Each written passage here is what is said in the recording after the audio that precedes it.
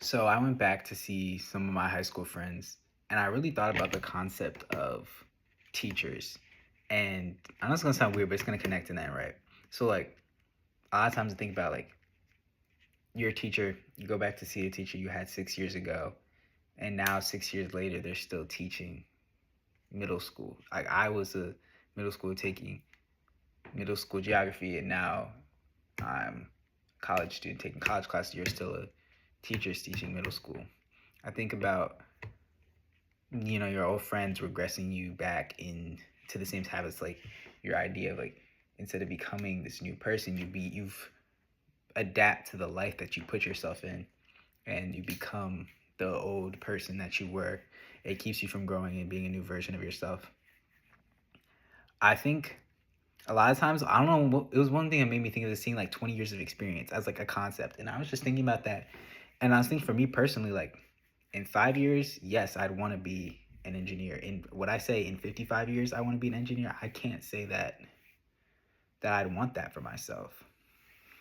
Just the idea of like being in a life that doesn't change is like solidified. Like the idea of that sort of stagnation to me has always been scary.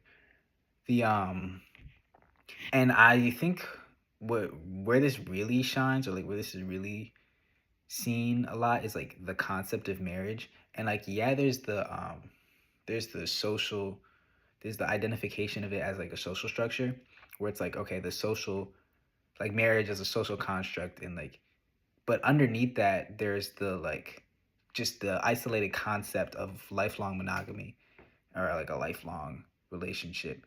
And yes, part of it is seeing with my parents, seeing that not work out, and then seeing them have to get reacquainted with dating, and like how kind of a shit show that can be.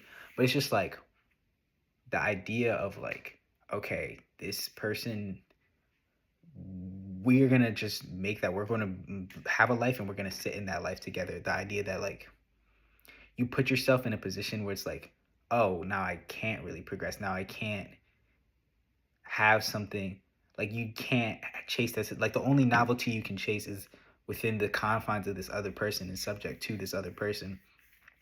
And I feel like if I were to ever like I see so many times where it's like people are cohabitating, or like they have this resentment with each other, but they're not, they never created the system for themselves to leave.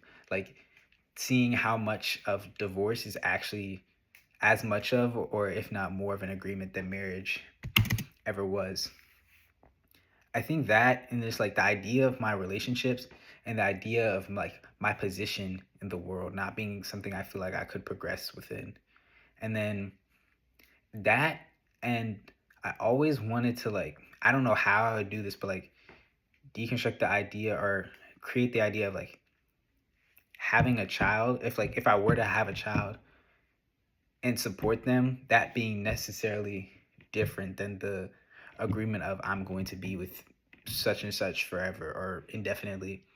Because I think the idea of supporting your children is very important. Like I'm under the impression that like you really don't, very very few times do you genuinely owe people anything.